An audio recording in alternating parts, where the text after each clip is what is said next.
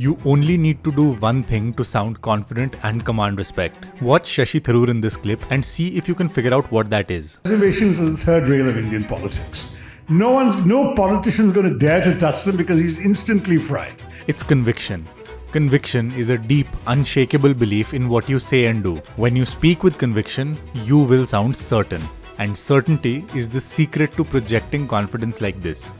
To oppress, enslave, kill, torture, maim people for 200 years and then celebrate the fact that they're democratic at the end of it. The first way to build conviction is by speaking in certainties. High conviction speakers don't use qualifiers like maybe, I think, probably. They use language that communicates certainty. Watch that here and notice that Ranveer doesn't say what's maybe probably going to happen. He says what will happen. He assumes the responsibility of Indian cinema, and that's why he's a champion, and you will see it on December 5th. What he's created is an absolutely unprecedented work of cinema. The next way to build conviction is using the power pitch. That means lowering your vocal tone at the end of your sentences. If you want to poison a people, poison their stories. Because stories sway people. They change the course of policies, politics, and indeed the world. When we are unsure, we subconsciously do the opposite of this. Our voice goes up when we are unsure and underconfident like this. Notice how unsure Walter White sounds as he is speaking, and notice the pitch of his voice. Why did you make these decisions? For the good of my family. This brings us to an important point, which is about what we don't see in high conviction speakers. They rarely fidget. Seeing two nuclear powers on the brink, shouldn't we all be worried? I hope not, because so far, despite so many flashpoints, it has never come to that. And they are very comfortable with silence. Because we're looking at Africa from a completely different point of view. This is hard to do because our emotions often get the best of us, and that anxiety or nervousness is reflected in how we speak. Watch an extreme example here and notice how you feel about the speaker.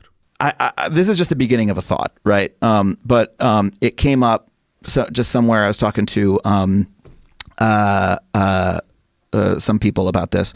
The real problem is that most people stop here, and because of that, they will not be able to build genuine conviction. That's because true conviction comes from personal persuasion.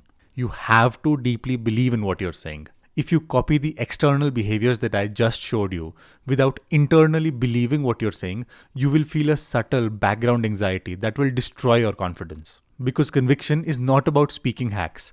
Real conviction is derived from controllable variables. I'll give you a personal example. When I work with professionals or founders, these days I don't really doubt if I can coach them. I just know that I can help them because I've done this a lot. And that is where I derive my conviction from. But for you, here is the mindset that you can adopt. It's from Aditya Dhar and it's around how he makes his movies. We cannot dictate how audience is going to watch the film. Even in dark theatre, people are nowadays with cell phones, sending messages, speaking loudly on phones. So you cannot dictate. The only thing you can do is make your film so cracking that they don't have a choice but to watch it. And because you can control your effort and intent, you can project genuine conviction because of that. Watch here as Aditya is talking about his dream project, the immortal Ashwathama. Listen to the conviction in his voice which comes from his intent. Even if it's 5 years of my prime time in my life, it doesn't matter.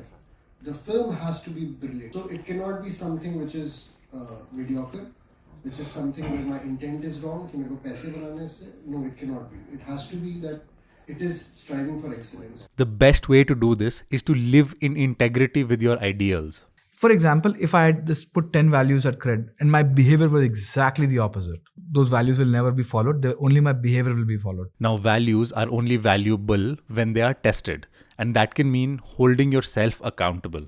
I came out of the shower, I looked at myself in the mirror and I was like, you can't look like that if you're an international cricketer. Honestly, this is very hard to do. But where in your life do you lack follow through? Where is it that you say you're going to do something but you don't actually do it? Solving that for yourself is the best way I know how you can build genuine true confidence. But if you don't know where to look or how to get started, watch this video where I break down the external behaviors and internal mindsets that will help you build natural charm and confidence.